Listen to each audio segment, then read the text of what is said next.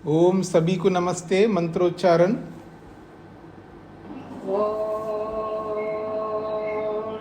सहना भवतु सहनौ भुनक्तु सह वीर्यं करवावहै तेजस्विनावधीतमस्तु मा विद्विषावहै। ओम शांति शांति शांति।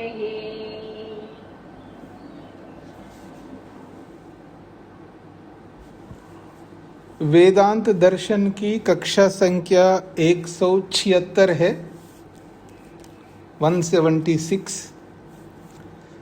तीसरे अध्याय के चौथे पाद के 39वां और 40वां ये दो सूत्र हुए हैं। अतः तु इतरत ज्ञायः लिंगात च। नमस्ते स्वामी जी। जी।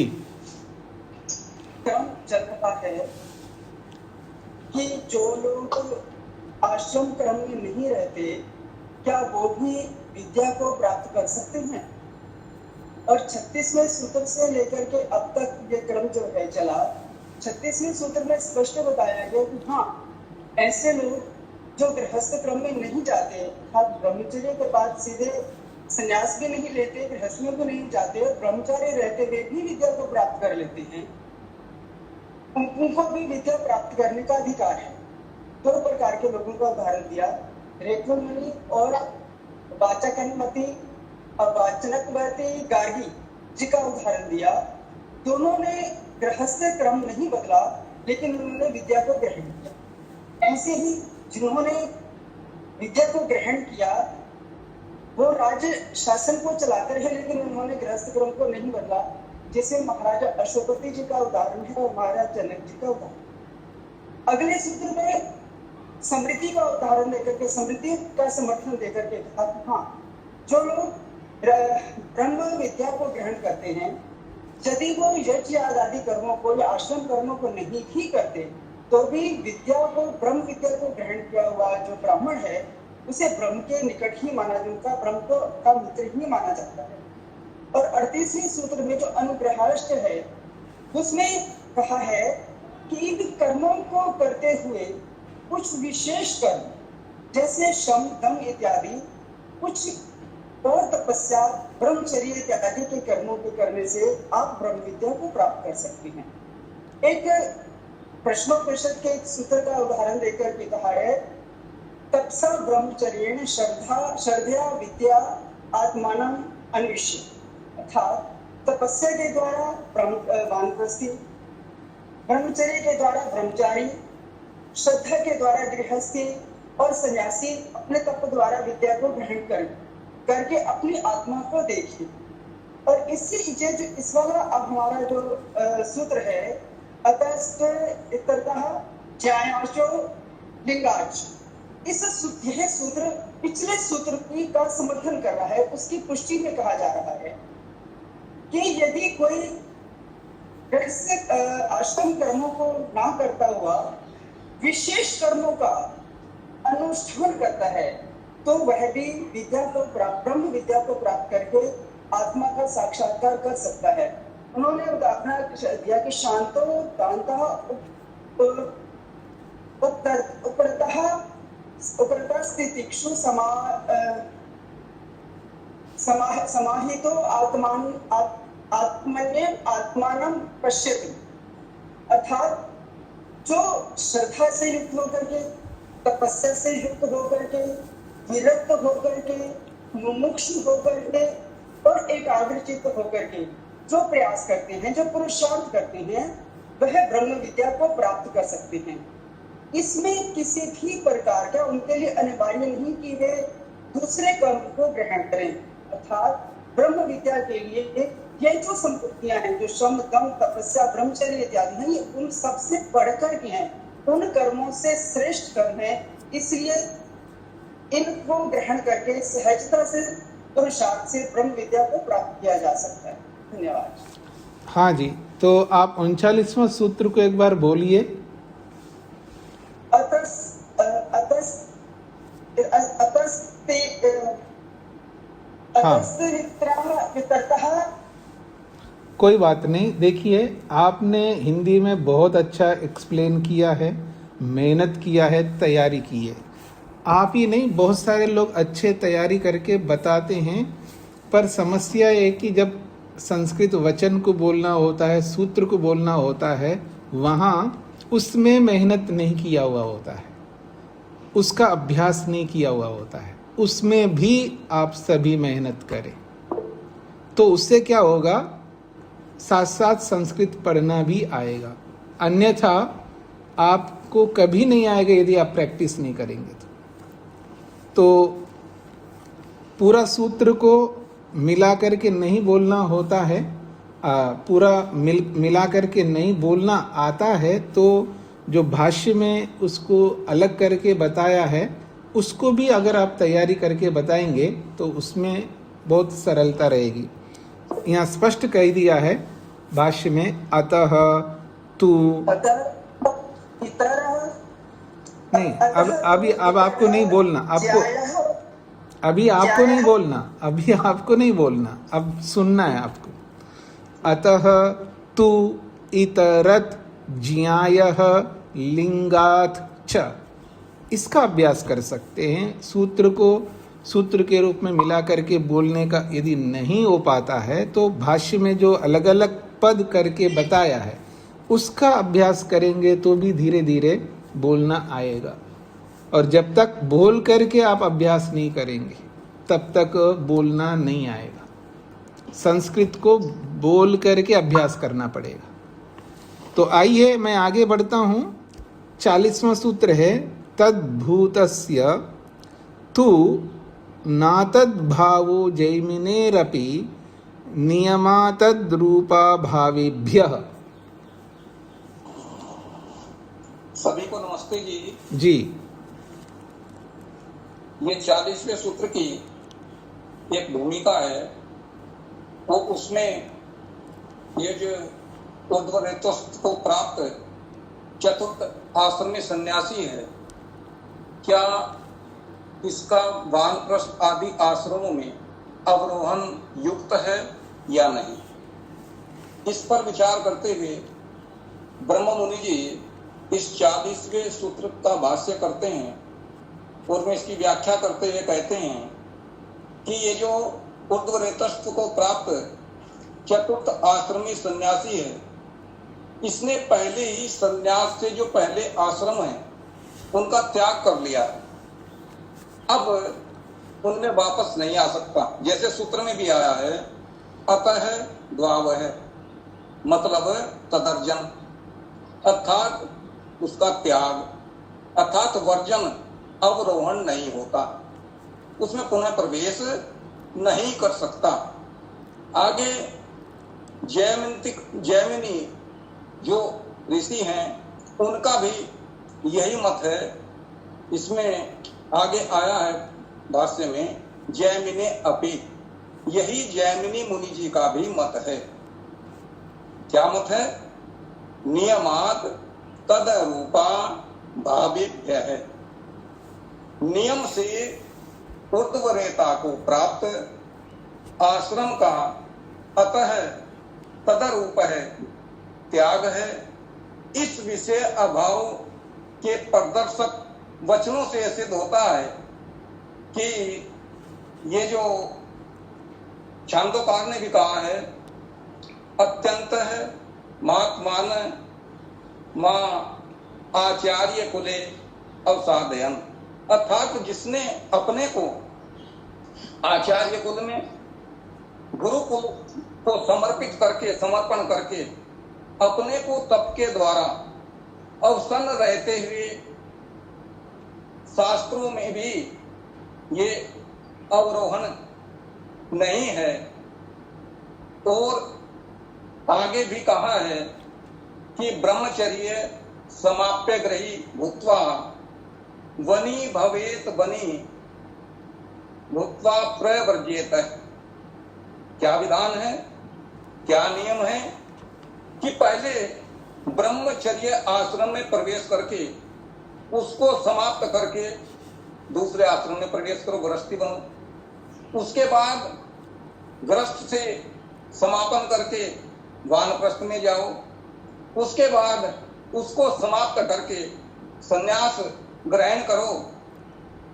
इससे उल्टा नियम नहीं है कि सन्यासी वापस वानप्रस्थ में आए या गृहस्थ आदि में आए, ऐसा नियम नहीं है।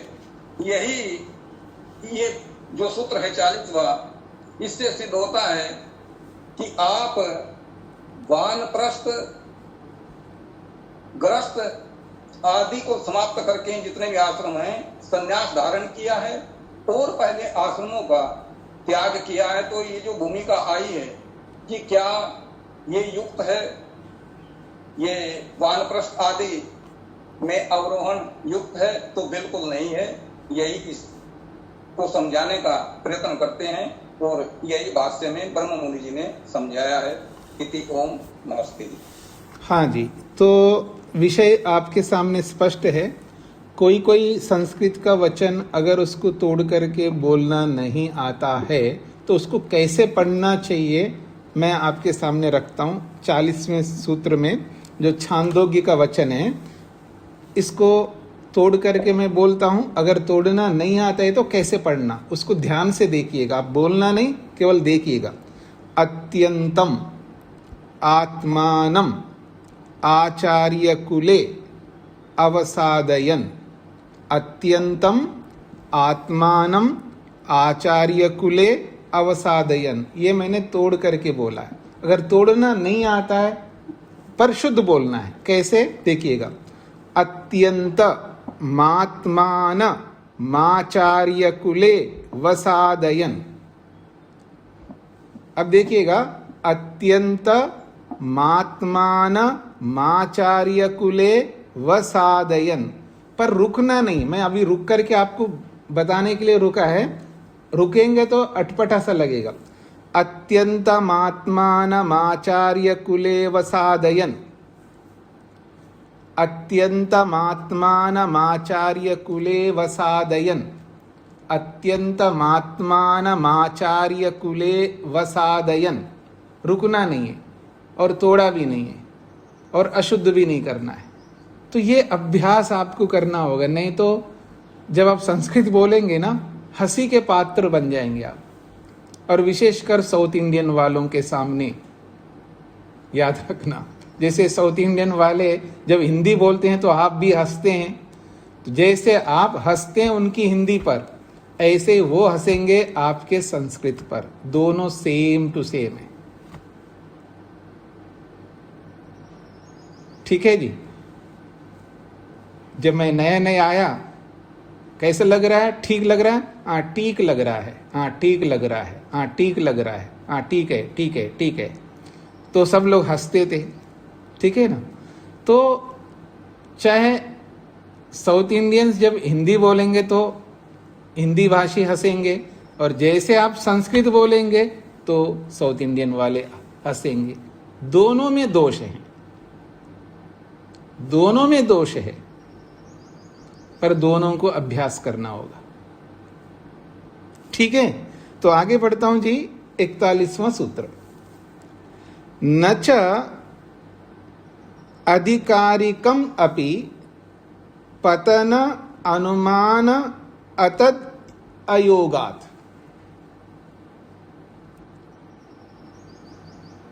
न च अधिकारिकम अपि पतन अनुमान अतद अयोगात्। पतन अनुमानात् न च आधिकारिकम अपि। पतन संभवात्,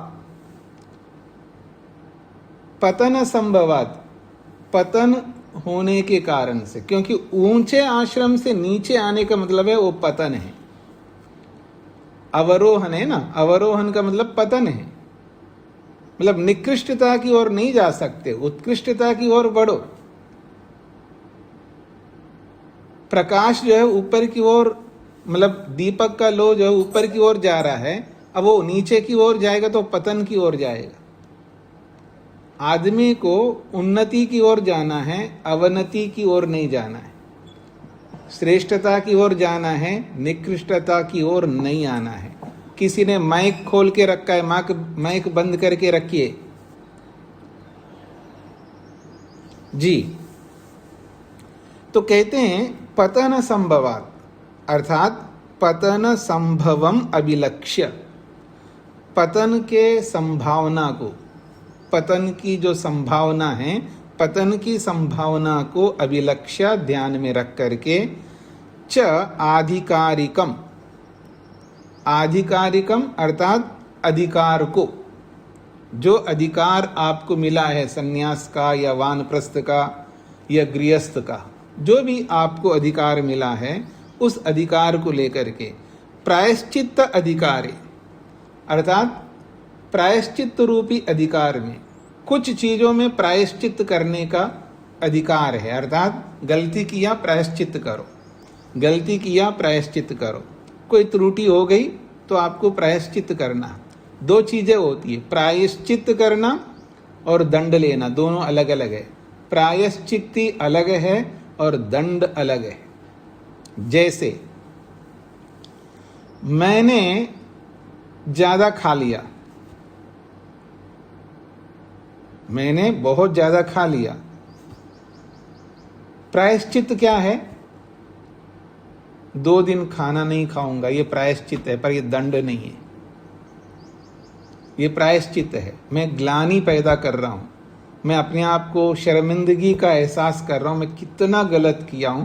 एक सन्यासी होकर के अभी भी लोभ को त्यागा नहीं तूने, तो मैं प्रायश्चित कर रहा हूं, 2 दिन नहीं खाऊंगा, पर उसके ऊपर दंड अलग से लूंगा।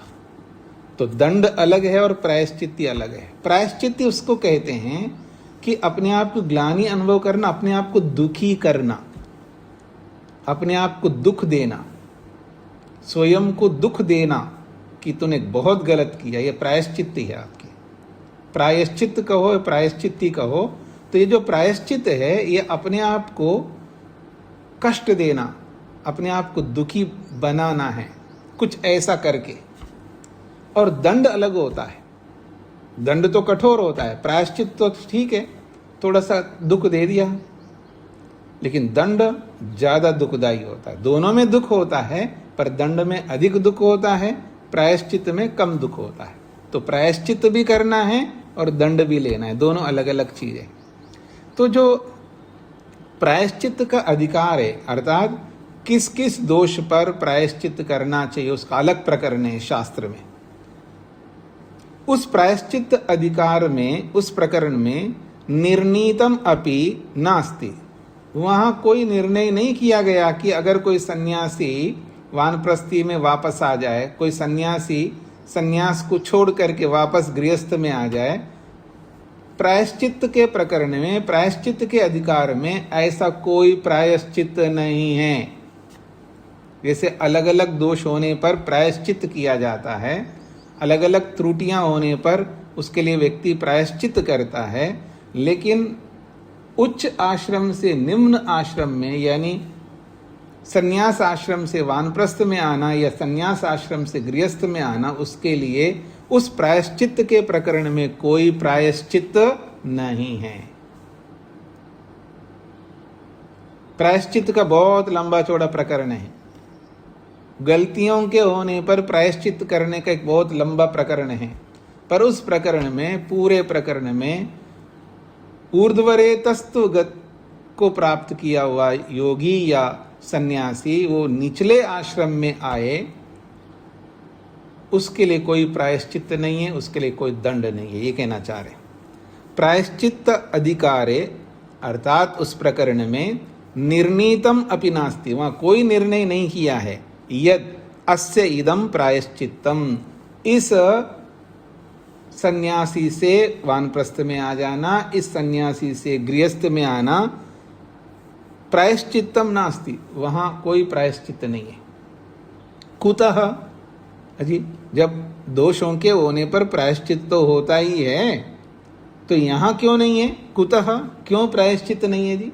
तो कहते हैं तद अयोगात, तस्य अधिकार अयोगात, प्रतिकार अनुपत्ति, तस्या उस उच्च आश्रम का, उस संन्यास आश्रम का अधिकार का अयोग होने से, अर्थात प्रतिकार अनुपत्ति, उसके प्रतिकार ना होने से, उसके प्रतिकार की सिद्धि नहीं है, अर्थात उसका प्रतिकार नहीं हो सकता। अब मेरी ओर देखिएगा, अगर आप 10 बार बोलते हैं हाँ जी मैं करूंगा जी, लेकिन करते नहीं है,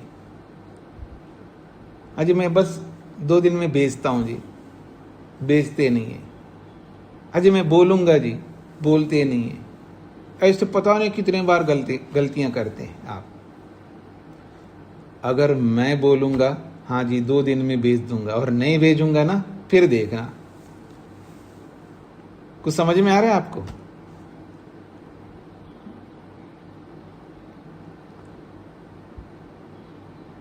बहुत बुरा लगेगा आपको, बहुत बुरा लगेगा। एक्सपेक्टेशन जो है ना अधिकारियों से ज्यादा होता है, साधारणों से एक्सपेक्टेशंस तो होते हैं लेकिन कम होते हैं। लेकिन जो सबसे अधिक योग्यता रखने वाला व्यक्ति अगर वो दोष करेगा ना, उसके लिए बहुत बड़ा पाप है। इसलिए इसका कोई प्रायश्चित नहीं है कि आप इतने बड़े आश्रम में जाकर के और ऐसे जघन्य अपराध करो, ये नहीं चल सकता।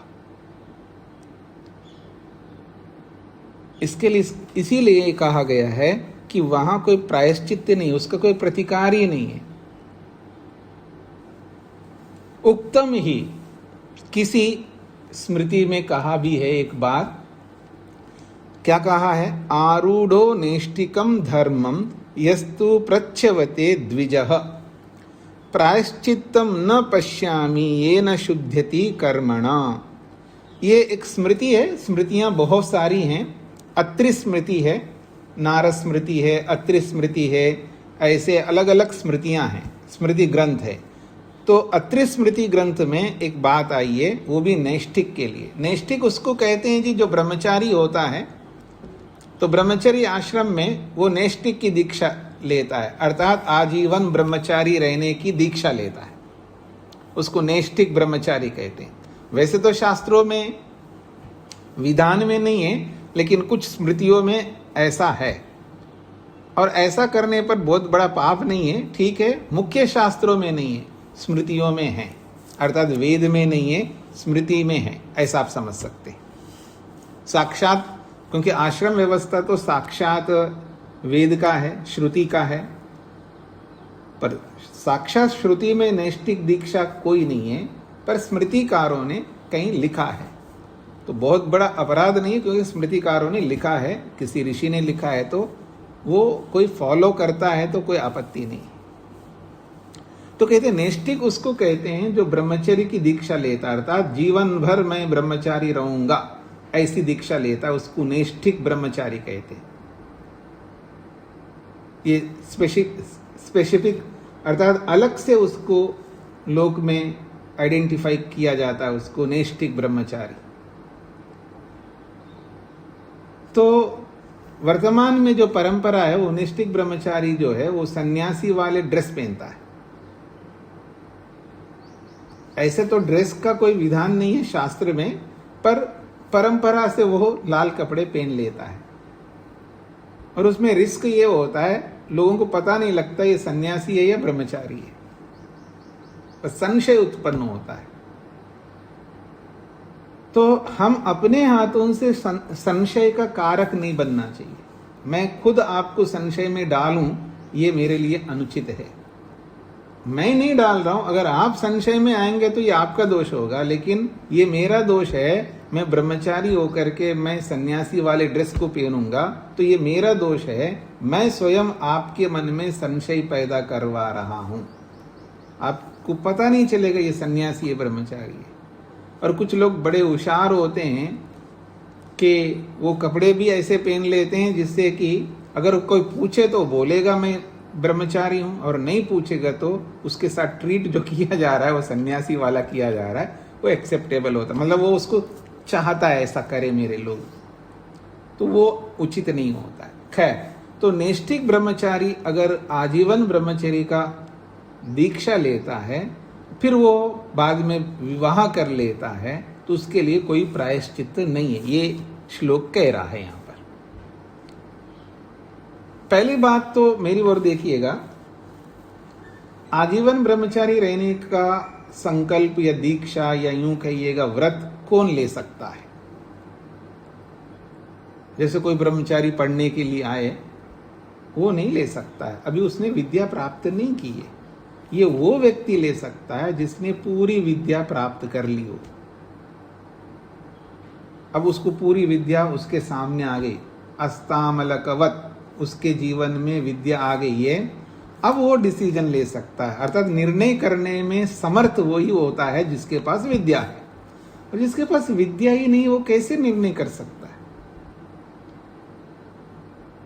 अगर मैं सुशीला जी को बोलूं, सुशीला जी रानी, मेरे को पता नहीं उनका कोई पोता हो या कोई पोती हो, और वो सुशीला जी पूछे बेटा तू शादी करेगा, बेटी तू शादी करेगी, और वो स्कूलिंग चल रहा हो, उसका मतलब स्कूल में पढ़ाई हो रही है वो बच्चों का, अब उनसे आप कैसे प्रश्न कर सकते हैं? आप ऐसा, आपको किसने ये राइट्स दिया है कि उन बच्चों से आप ये प्रश्न करो? इसको कहते हैं मूर्खता, इसको कहते हैं अज्ञानता, इसको कहते हैं नासमझ, इसको कहते हैं अविवेकपन। उनके साथ ऐसा प्रश्न नहीं कर सकते। फिर क्या प्रश्न कर सकते? बेटा क्या पढ़ोगे, कितना पढ़ोगे, किस वे में जाओगे, किस लाइन वाला पढ़ाई करोगे, जो पूछने योग्य प्रश्न पूछो ना उससे। अच्छे पढ़ना बेटा, या जो भी आप उसको ऐसा इंस्पायर करो, उसको ऐसे मोटिवेट करो जो अपनी विद्या को वो अच्छी तरह प्राप्त कर सके। आप उसके लिए मोटिवेशनल स्पीकर बनो, ठीक है उसके, लेकिन आप व्यर्थ प्रश्न नहीं कर सकते। और यही बात अगर सन्यासी पूछे किसी से, किसी ब्रह्मचारी से, अभी वो विद्या प्राप्त किया ही नहीं है, हाँ तुमको ब्रह्मचारी, आजीवन ब्रह्मचारी रहना चाहिए, तुमको सन्यासी बनना चाहिए, ये भी वैसा ही प्रश्न है जैसा आप प्रश्न कर रहे हैं किसी से, दोनों में कोई अंतर नहीं है। तो ऐसे प्रश्न नहीं करना चाहिए, और ऐसी प्रेरणा भी नहीं करनी है उसको। और याद रखना, नहीं जी अच्छी बात है ना, बात अच्छी है लेकिन उसके लिए नहीं है। किसको प्रेरणा करो आप ऐसे? जिसकी पढ़ाई हो गई हो, जो सक्षम हो स्वयं निर्णय लेने के लिए, उसको आप प्रेरणा कर सकते हो। देखो जी, आपको अगर शादी नहीं करनी है तो आपको घर में नहीं रहना चाहिए, आपको जाना चाहिए एकांत में, गुरुकुल में जाना चाहिए, ऐसी जगह रहना चाहिए जो संसार से थोड़ा हट करके रहे, क्योंकि आप शादी नहीं करना चाहते और आप योग्यता और प्राप्त करनी चाहिए, और आध्यात्मिकता में प्रवेश करना चाहिए, और डीप में जाकर के आप शास्त्रों को पढ़ना चाहिए। तो आप ये जो निर्णय ले रहे हो शादी न करने का, इस निर्णय को आप अक्षुण्ण रख सकते हो, उसको ऐसा प्रेरणा तब दे सकते हो। तो प्रेरणा जो देना है वो किसको कब देना है, कैसे देना है, अगर ये जानकारी नहीं है, चाहे वो माँ हो या पिता हो या गुरु हो या भाई हो या कोई भी मेंटोर है, वो गलत कर रहे होते हैं। ऐसा नहीं होना चाहिए। तो यहाँ पर जो ब्रह्मचारी के लिए बोला जा रहा है, उक्तम ही अत्रि स्मृतिकार ने कहा, आरूढ़ो नैष्ठिकम धर्म, आरूढ़ो नैष्ठिकम धर्मम, जो नैष्ठिक धर्म को जिसने आरूढ़ कर लिया, अर्थात जो नैष्ठिक ब्रह्मचारी बनने के लिए उसने आरूढ़ हुआ है, अर्थात उसने संकल्प लिया है। यह यस्तु, यह तो जो कोई ब्रह्मचारी नैष्ठिकम धर्मम आरूढ़, नैष्ठिक धर्म को प्राप्त कर लिया है, अर्थात उस धर्म में आरूढ़ है। आरूढ़ का मतलब वर्तमान है। लेकिन प्रच्छवते द्विजः, ऐसा वो द्विज प्रच्छवते, उस धर्म को प्राप्त करके उस धर्म में रहता हुआ, प्रच्छवते फिर गिर जाए, उसको छोड़ दे, उस धर्म को, उस व्रत को छोड़ दे, तो प्रच्छवते अर्थात छोड़ दे उसको, क्योंकि वो द्विज है ना, ब्रह्मचारी है तो द्विज है, प्रायश्चित्तम न पश्यामि, उसके लिए कोई प्रायश्चित नहीं है। ये न शुद्धति कर्मणा, जिस कर्म के द्वारा वह शुद्ध हो जाए ऐसा कोई कर्म नहीं है और कोई ऐसा प्रायश्चित नहीं है। स्पष्ट हो गया जी। आरूढ़ो नैष्टिकम धर्मम यस्तु प्रच्यवते द्विजा, यस्तु जो कोई व्यक्ति ब्रह्मचारी नैष्टिकम धर्मम आरूढ़ा, नैष्टिक धर्म को प्राप्त किया है, नैष्टिक धर्म में वर्तमान है, तो नैष्टिक धर्म में वर्तमान होता हुआ प्रच्यवते, वो द्विज वो ब्रह्मचारी प्रच्यवते उस धर्म से, उस नैष्टिक धर्म से प्रच्यवते गिर जाता है, पतन कर लेता है, तो प्रायश्चित्तम न पश्यामि, उसके लिए कोई प्रायश्चित नहीं देखता हूं मैं। ये न कर्मणा, जिस कर्म के द्वारा वो शुद्धयति, वो शुद्ध होता हो, ऐसा प्रायश्चित्तम, ऐसा प्रायश्चित को न पश्यामि, मैं नहीं देखता हूं। जिस कर्म के द्वारा वह शुद्ध हो जाए ऐसा कोई प्रायश्चित नहीं है, क्योंकि ये बहुत बड़े निर्णय होते हैं। तो जब बहुत बड़े निर्णय करना होता है तो उसको ऐसे आंख मीच करके जोश में आकर के ऐसे निर्णय नहीं किए जाते हैं। अगर निर्णय किया है तो बस पालन करो, ये इसका तात्पर्य है। और हमारे सामने भी जब मैं विद्यार्थी के रूप में था, कुछ ऐसे भी थे सन्यासी बन गए, फिर वापस कपड़े उतार दिए और गृहस्थी बन गए। ऐसा होता है, गलती से व्यक्ति जोश में आकर के किसी के कहने के कारण से ऐसे गलत निर्णय लेते हैं, फिर वापस आ जाते हैं। तो बड़े विषयों में ऐसे गलत निर्णय नहीं लेना चाहिए। अगर लेते हैं तो उसको निभा लेना चाहिए। मैं एक बात अवश्य करना चाहता हूं, अगर हमने कोई गलती की है, उसका जो प्रायश्चित होता हो, ऐसा प्रायश्चित लेना चाहिए दोबारा वो गलती करने का साहस ना है।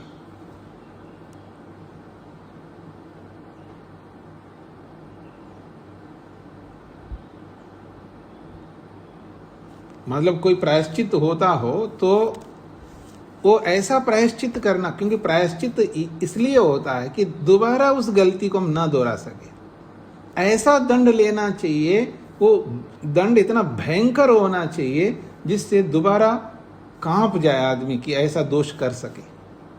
तो इसलिए दंड भी बहुत विशेष होना चाहिए, प्रायश्चित भी विशेष होना चाहिए, ताकि दोबारा ऐसी गलतियां ना कर सके।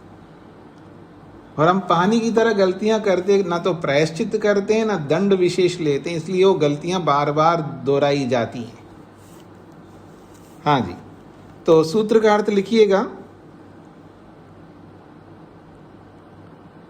प्रायश्चित अधिकार में,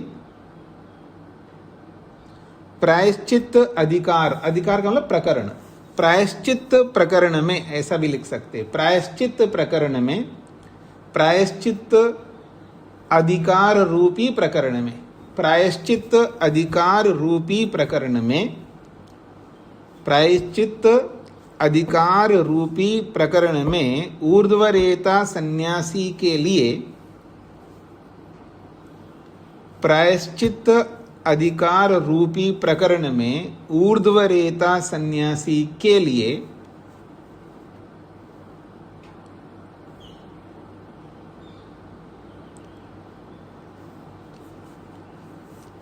ऊर्ध्वरेता सन्यासी के लिए कोई प्रायश्चित नहीं है।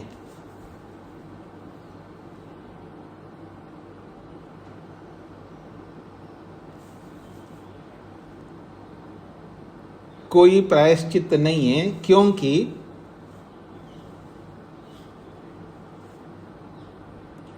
पतन का निश्चय होने पर, पतन का निश्चय होने पर, पतन का निश्चय होने पर उससे प्रायश्चित का संबंध नहीं है। पतन का निश्चय होने पर उससे प्रायश्चित का संबंध नहीं है।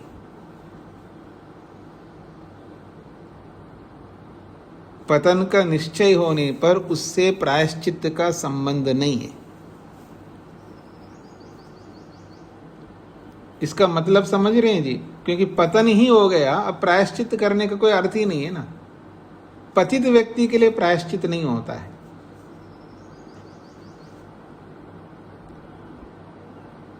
जैसे हम लोग जल्दीबाजी में झूठ बोल दिया है, उसका प्रायश्चित होता है क्योंकि वो पतित नहीं हुआ है। पतित उसको कहते हैं जो पूरी तरह पतन को प्राप्त हुआ, उसके लिए क्या प्रायश्चित होता है? जो पूरी तरह व्यक्ति पतित हो चुका है, पूर्ण रूप से वो पतित हो चुका है, वो प्रायश्चित कितना भी करे वो ऊपर चढ़ नहीं पाएगा। तो ऐसी स्थितियों में प्रायश्चित नहीं होता, ये कहना चाहते हैं। हाँ जी, आगे बढ़ूं। मोहनलाल जी को क्या कहना है?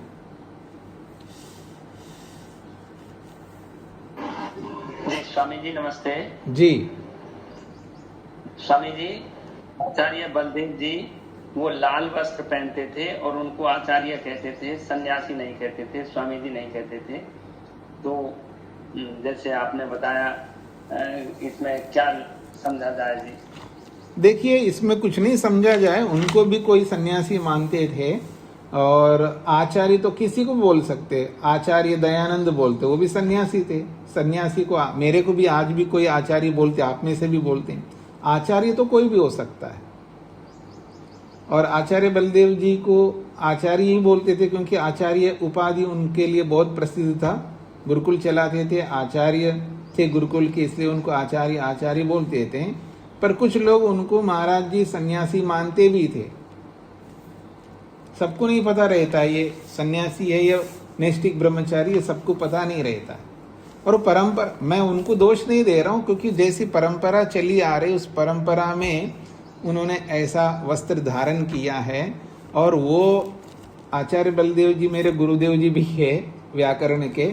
तो कुछ ऐसे लोग होते हैं, उनका कोई इंटेंशन नहीं था कि मैं सन्यासी के रूप में प्रेजेंट हो जाऊं, ऐसा नहीं था। वो बड़े आदमी थे। वो जो साधारण लोग होते हैं ना, जो कपड़े रंगते हैं, उनकी बात मैंने आपके सामने रखा है। और जो विशेष लोग होते हैं वो ऐसा कभी सोचते नहीं है। हाँ जी, सोमनाथ जी। स्वामी जी नमस्ते।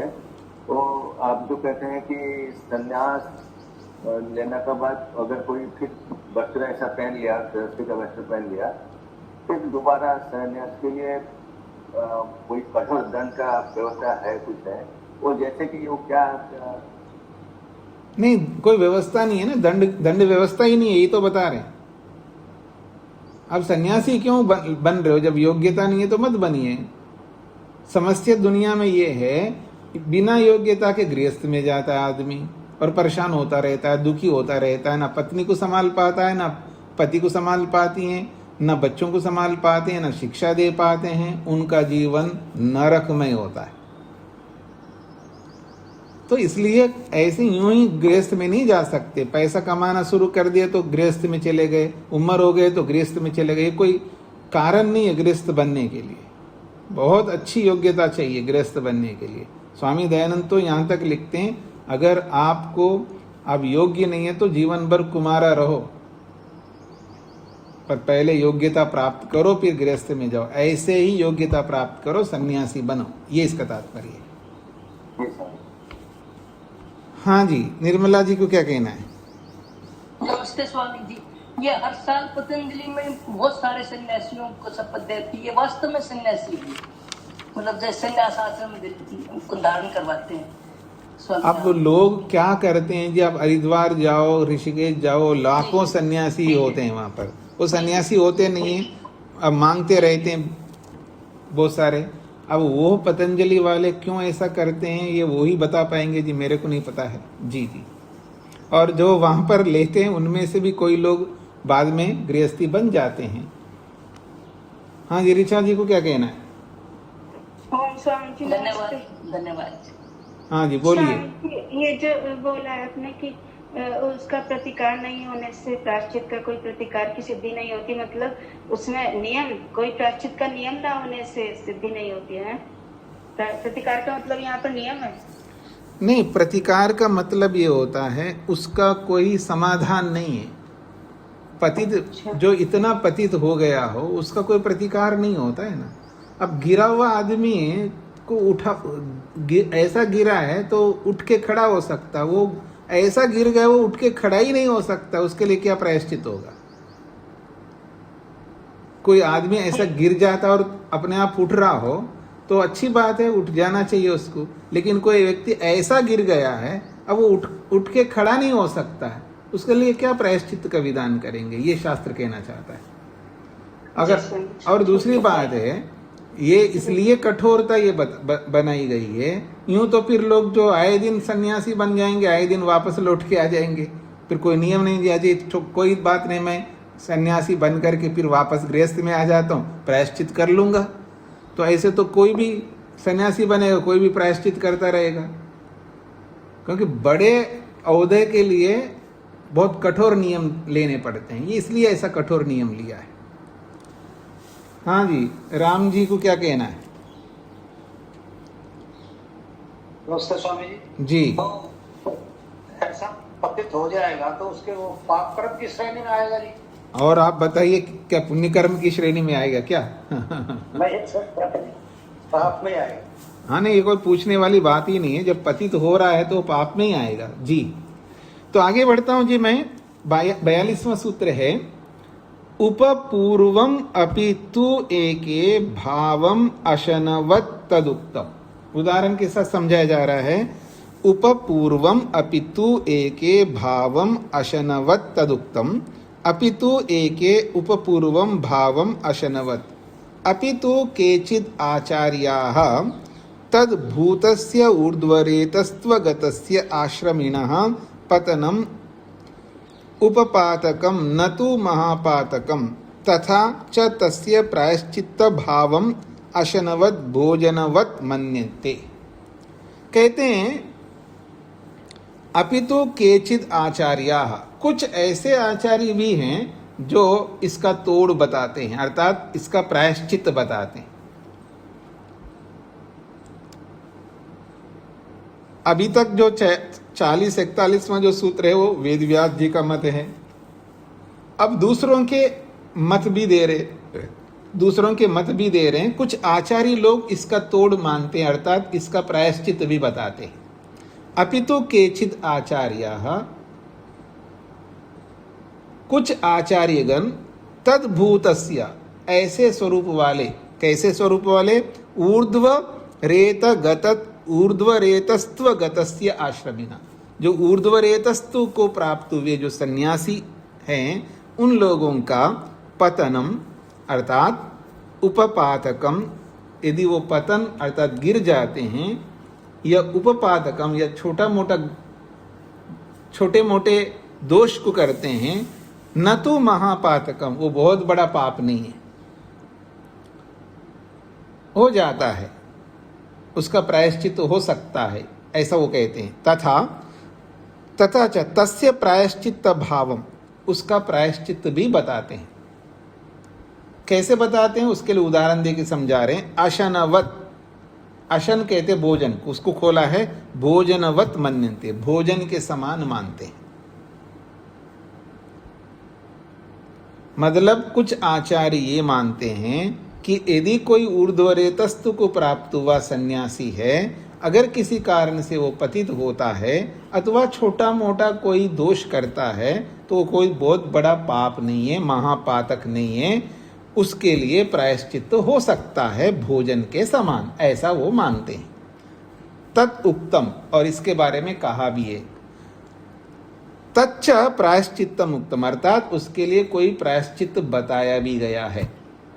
तद यथा, जैसा कि अभोज्यम अन्नम न अत्तव्यम आत्मना शुद्धिमिच्छता, अज्ञान भुक्तम तु उत्तार्यम शोध्यम वा अपि आशु शोधनै, ये मनुस्मृतिकार का श्लोक है। कई बार ऐसा हो जाता है, पता नहीं लगता है हम क्या खा रहे हैं, जल्दीबाजी में हो सकता है, अज्ञानता से कारण से हो सकता है, कोई भी एक कारण हो, दो कारण मुख्य रूप से होते हैं, अज्ञानता कारण हो सकता है या शीघ्रता एक कारण हो सकता है। तो कहते हैं तद यथा, जैसे कि अभोज्यम अन्नम न अत्तव्यम, आत्मना शुद्धिम इच्छता, आत्मना शुद्धिम इच्छता, आत्मा की शुद्धि चाहने वाले। अब यहाँ आत्मना का मतलब है शरीर है, शरीर की शुद्धि चाहने वाले, आत्मना शुद्धिम इच्छता, शरीर की शुद्धि चाहने वाले लोगों को क्या कहना चाहिए, क्या करना चाहिए? अभोज्यम अन्नम न अक्तव्यम, जो अभोज्य अन्न है, ना खाने योग्य अन्न है, उसको नहीं खाना चाहिए। क्यों नहीं खाना चाहिए? क्योंकि आत्मना शुद्धिम इच्छता, क्योंकि शरीर की शुद्धि चाहते हैं वो लोग।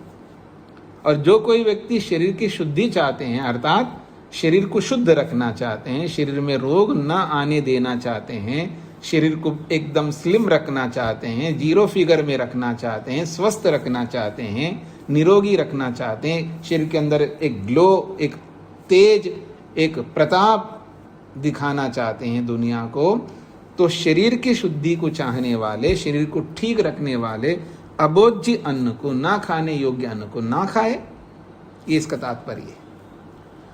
अगर किसी कारण से अज्ञान भुक्तम, अगर अज्ञान से उसने खा लिया, उनको पता नहीं है मैं क्या खा रहा हूं, किसी ने कई बार गलती से कुछ दे दिया और आपने देखा नहीं, शीघ्रता के कारण से, अज्ञानता के कारण से आपने खा लिया, अज्ञान भुक्तम, अज्ञानता के कारण से अगर आपने उसको खा लिया तो उसको क्या करो, पता लग गए बाद में खाने के बाद, तो उत्तारियम, उसको उत्तारी कर लेना, अर्थात उसको निकाल देना चाहिए, उसको उल्टी करके निकाल दो।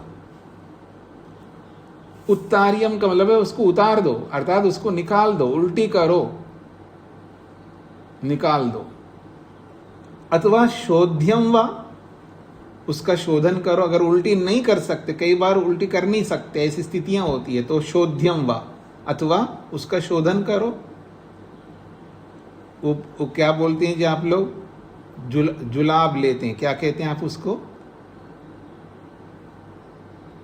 हाँ जी, कौन बताएंगे?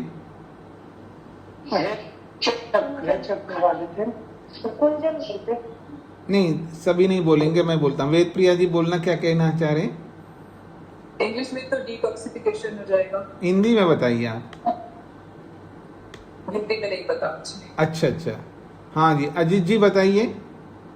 जी, वमन क्रिया।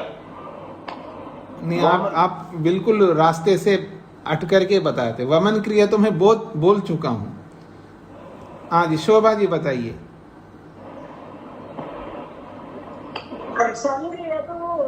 जुलाब की जैसे दवाई लेते हैं ना, एनिमा।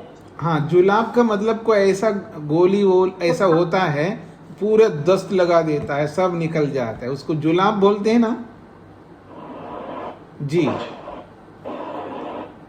हाँ, अनीता जी को क्या कहना है? हाँ स्वामी जी, विरेचन। ठीक है, विरेचन। मैं जुलाब, जो एक प्रचलित भाषा वाला शब्द पूछना चाह रहा हूँ, तो उसको जुलाब ही कहते होंगे। तो वो कोई ऐसी दवा, जैसे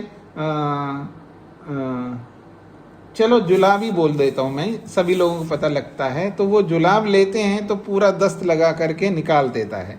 तो शोध्यम का मतलब है शोधन क्रिया करो।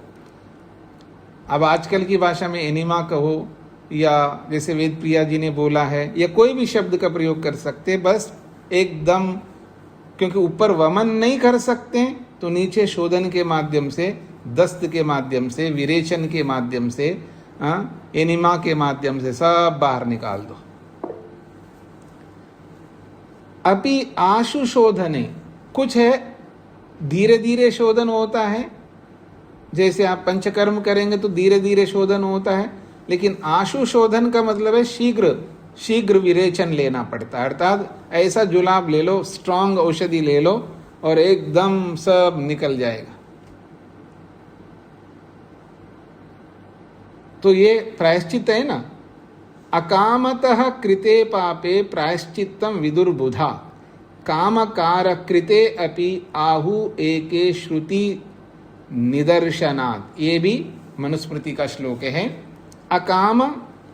अकामता कृते पापे, अकामता का मतलब बिना कामना के, अर्थात बिना इच्छा के, बस जल्दीबाजी में, मूर्खता से, न चाहते हुए। अकामता का मतलब कोई कामना से नहीं किया आपने पाप, चाह करके नहीं किया, अनजाने से किया, मूर्खता से किया, तो अकामता कृते पापे, जो अकाम से बिना इच्छा के ऐसे ही हो गए आपसे, शीघ्रता से हो या मूर्खता से हो, तो ऐसे पाप के लिए प्रायश्चित्तम विदुहु बुधा, बुधा बुद्धिमान लोग, पंडित लोग, श्रेष्ठ जन प्रायश्चित्तम विदु, उसके लिए प्रायश्चित होता है ऐसा वो जानते हैं।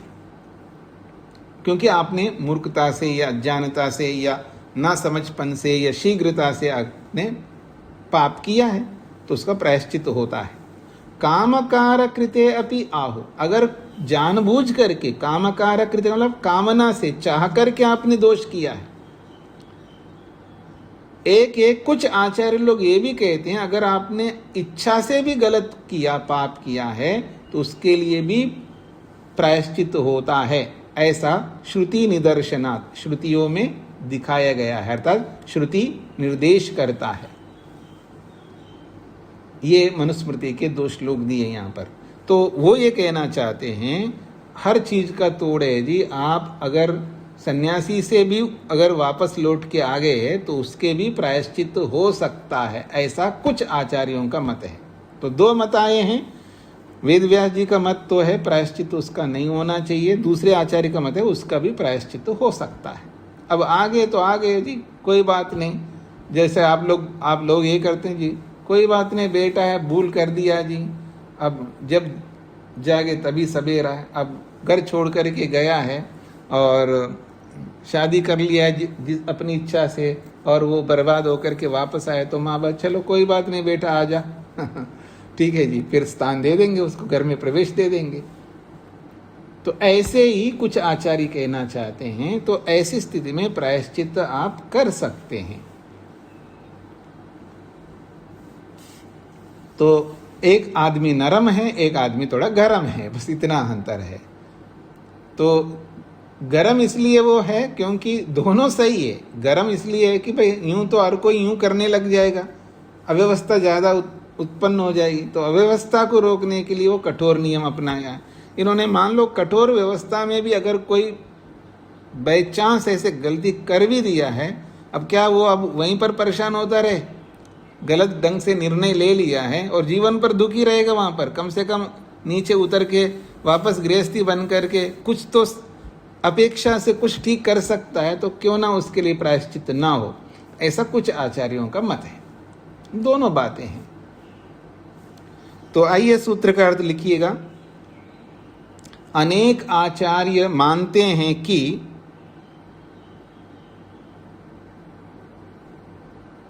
अनेक आचार्य मानते हैं कि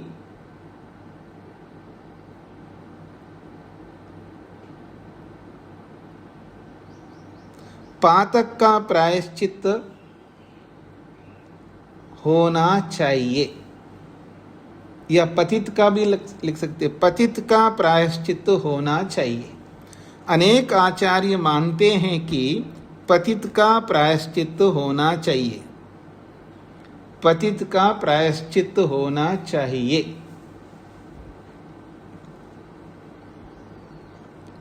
जिस प्रकार अभक्ष भोजन का प्रायश्चित होता है, जिस प्रकार अभक्ष का भक्षण करने पर प्रायश्चित होता है, जिस प्रकार अभक्ष का भक्षण करने पर प्रायश्चित होता है, जिस प्रकार अभक्ष का भक्षण करने पर प्रायश्चित होता है, उसी प्रकार सन्यासी के पतन का प्रायश्चित भी मानना चाहिए। जिस प्रकार अभक्ष का भक्षण होने पर, अभक्ष का भक्षण होने पर प्रायश्चित होता है, उसी प्रकार सन्यासी के पतन का प्रायश्चित भी मानना चाहिए। उसी प्रकार सन्यासी के पतन का प्रायश्चित भी मानना चाहिए। अनेक आचार्य मानते हैं कि पतन का प्रायश्चित होना चाहिए। जिस प्रकार अभक्ष भक्षण का प्रायश्चित होता है, उसी प्रकार सन्यासी के पतन का प्रायश्चित भी मानना चाहिए।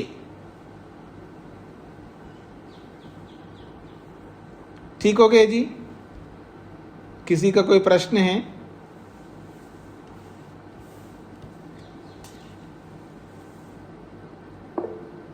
हाँ जी, नरेंद्र पाल जी। नमस्ते स्वामी जी। जी स्वामी जी, जो उदाहरण दिया है 42वें सूत्र में कि भोजन तो अभ्यक्ष भोजन कर लिया उसका, तो इस ये उदाहरण जो है मेरे हिसाब से वो क्या नाम चतुर्थ आश्रम से तीर्थ आश्रम में पतन हो गया, वो उसके बराबर बैठता है क्या? नहीं, एक उदाहरण दे रहे, जैसे अभक्ष को मान लीजिए गलती से, मान लीजिए कोई मैंने गलती से मांस खा लिया, मेरे को पता नहीं चला।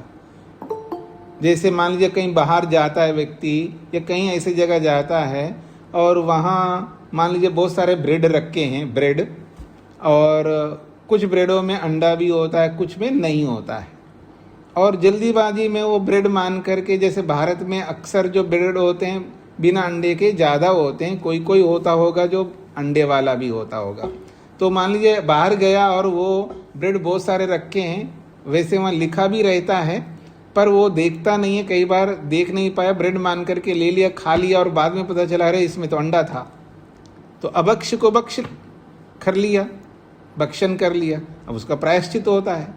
तो जैसे अभक्ष को भक्षण कर लेने पर प्रायश्चित होता है, तो ठीक इसी प्रकार से एक उदाहरण ही है, जैसे यहाँ प्रायश्चित है तो वहां पर भी होना चाहिए, ये कहना चाह रहे हैं। लेकिन क्या नाम संन्यास के आश्रम से वानप्रस्थ आ जाए, वानप्रस्थ क्या वापस तो नहीं हो सकता ना?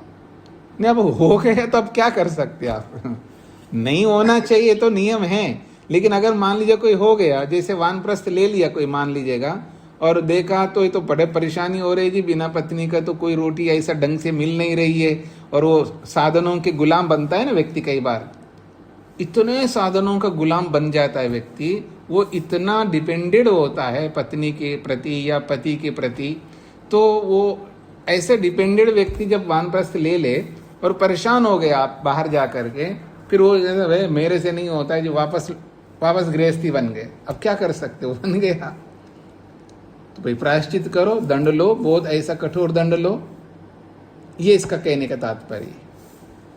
कुछ लोगों का मानना है, मतलब ये दो मत हो गए ना, एक कहते हैं कि प्रायश्चित नहीं होना चाहिए और एक कहते हैं प्रायश्चित होना भी चाहिए, बस दो मत है।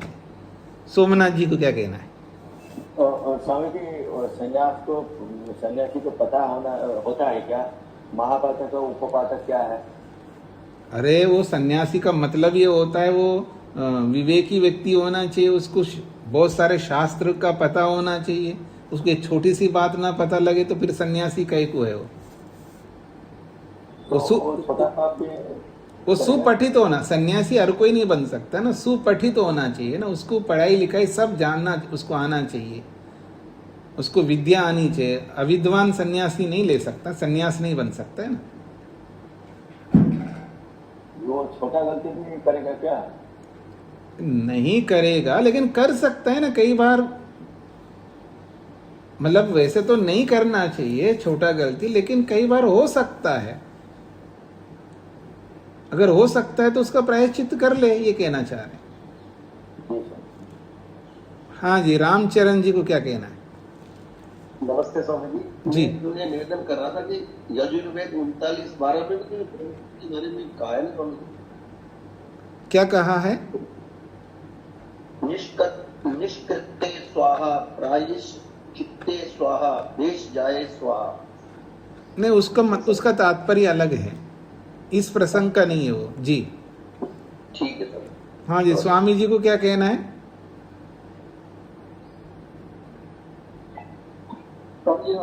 जी, जो एक करके है इसको अनेक आचार्य दिया, और कुछ आचार्य कहा जाए तो पहले एक में कुछ आचार्य बताते थे, अरे अपने साथ अनेक आचार्य बता दिया। नहीं, केचित का मतलब होता है कुछ, देखिए कुछ आचार्य कहो अनेक आचार्य कहो, दोनों में कोई अंतर नहीं है।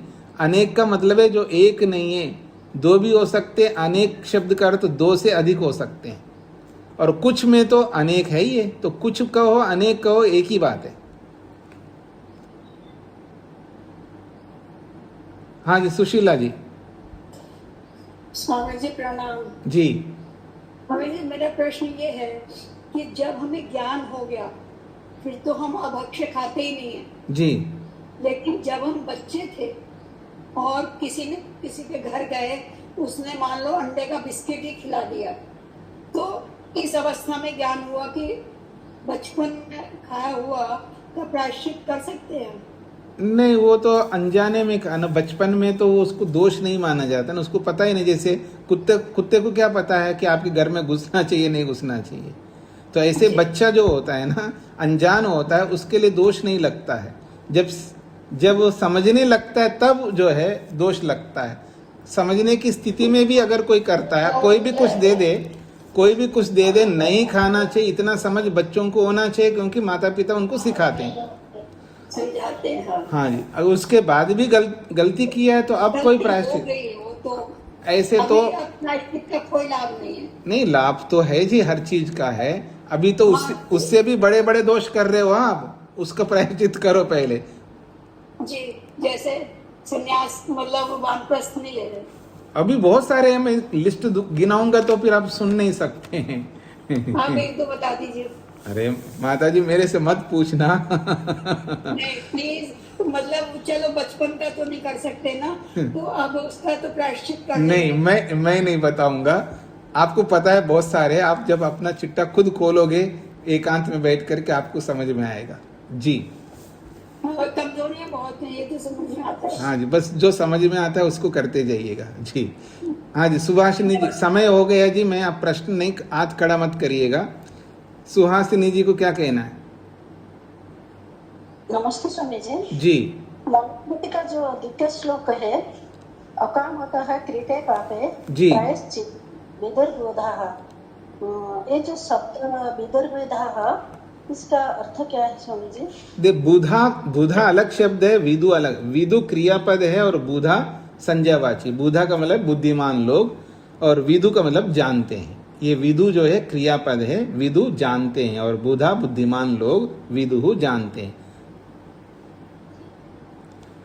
ओम शांति शांति शांति।